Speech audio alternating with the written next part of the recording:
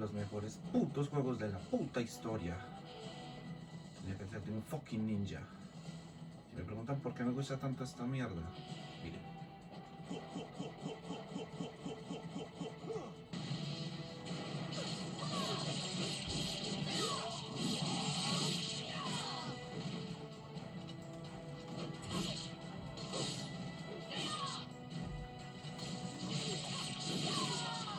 No, fucking.